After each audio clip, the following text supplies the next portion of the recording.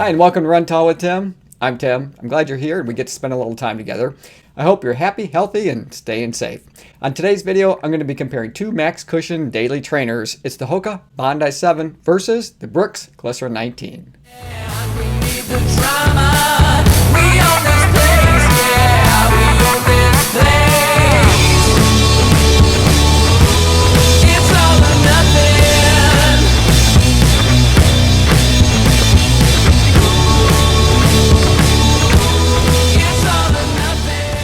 Now the Bondi 7 and the Glycerin 19, they cost the same, they weigh about the same, they have similar stack heights in the midsole.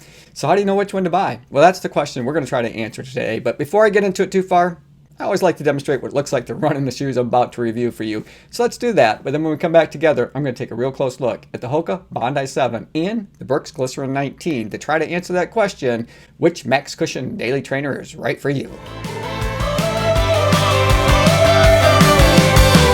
Have you ever been destroyed, waiting for that call? Growing sick within your heart, but it never shows. Have you ever felt defeated, 'cause you can't move on just like she has? You're falling down and apart, you can't turn it off. I can't wrap my head around it. Why is my heart still pounding? I can't stop to think about it. It feels just like I'm drowning. I can't hold myself from crying. I'm acting up 'cause you're not here. When I went through the fire for you, dear, I'm walking the tightrope, baby.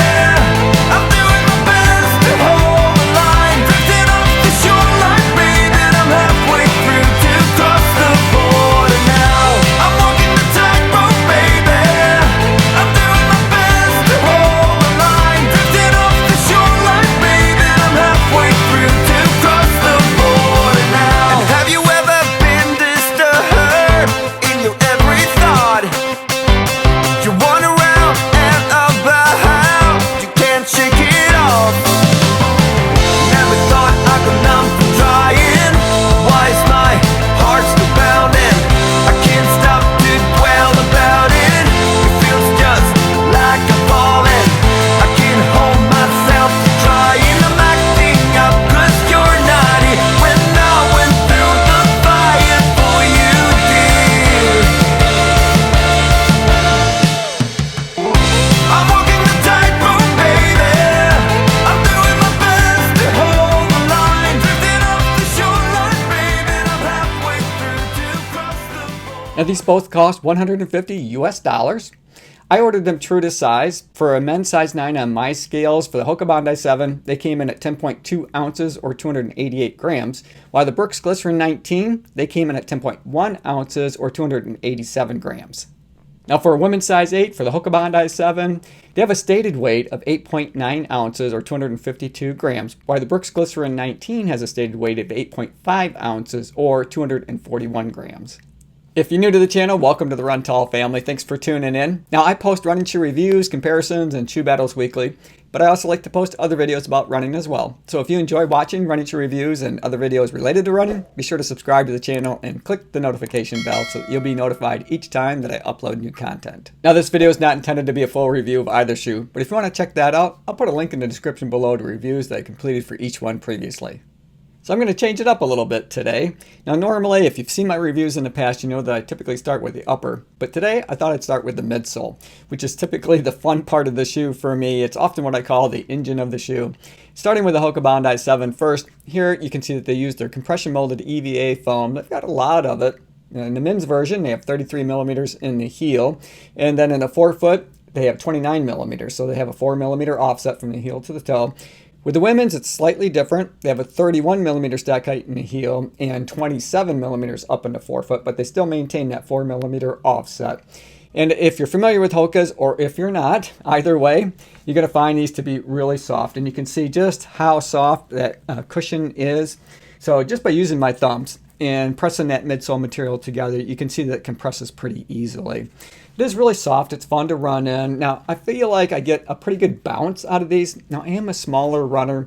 I weigh about 132 pounds, so if you're a runner that has a little bit more mass than I do, you might have a slightly different experience, but for me and my weight, I found these have plenty of bounce and energy return.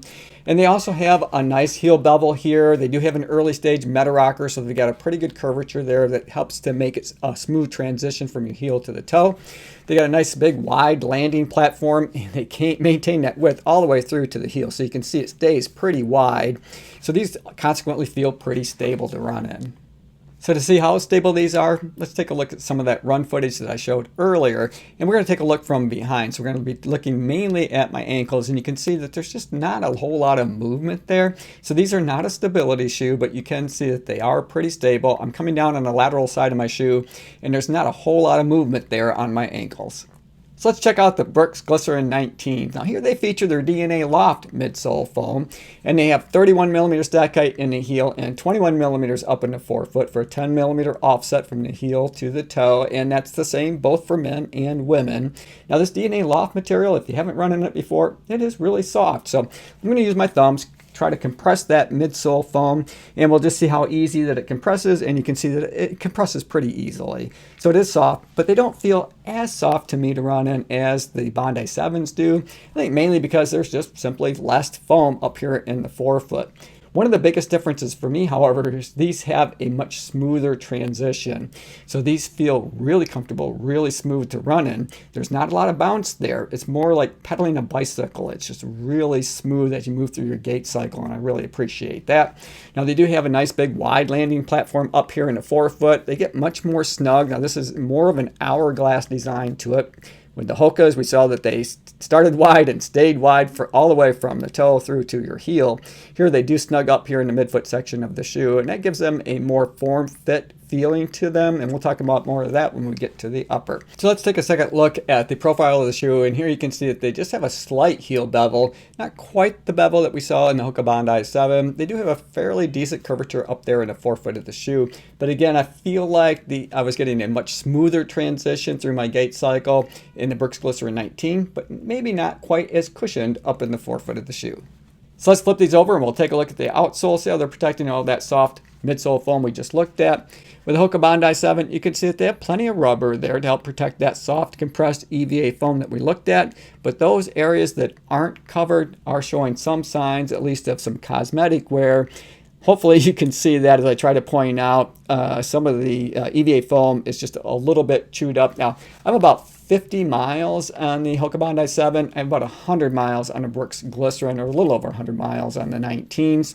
And one of the other things I want to point out to you is, when we're talking about the midsole, is that this midsole is a little bit more stiff up in the forefoot. So I'm pressing pretty hard on that, and it's pretty resistant to that pressure.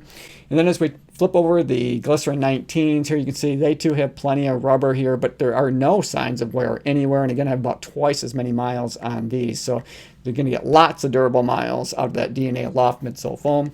And then as I push forward on the toe of the shoe, just to look at that flexibility of that forefoot, you can see that this flexes a little bit easier. And I think that's part of the reason why they feel so much more comfortable moving through my gait cycle.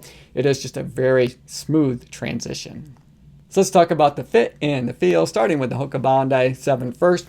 Here they used that engineered mesh material for the upper. Now there's lots of room up here to be able to display my toes. I didn't have any issues that way. Now I know with some Hoka shoes they can get pretty aggressive on that curvature on the lateral side of the shoe, but I didn't feel like that was an issue at all for me with the Bondi 7s. Really comfortable.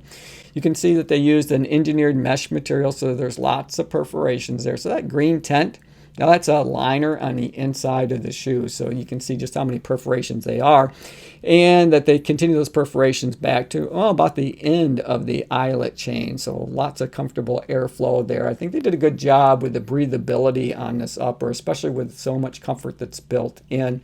They have a standard eyelet chain, so no big wow factor. One of the things I do like about this eyelet chain, however, or this lace enclosure system, is that it's fairly wide across here, so I didn't feel like I was snugging that material up so that it was kind of touching each other, which I can sometimes get with Hoka shoes. But here, I just feel like the width of that lace enclosure system was about spot on for me. It was really comfortable. I didn't have any issues cinching that down, getting locked in and secure across the midfoot section of the shoe all the way back to the heel cup. And with the tongue, you can see that it's not gusseted, but it's really comfortable. You know, it has these nice big wide wings. It's fairly thick. I never felt the laces cutting across the top of my foot at all. No issues there. They do have this extra loop here in case you want to run your laces through there to help prevent it from migrating around, but I didn't have any issues with migration. Lots of padding around the heel collar as well as the tab of the shoe, and they used a memory foam for that, so it's super comfortable to run in. Give me lots of really comfortable miles in these shoes, and it has a nice well-defined heel cup.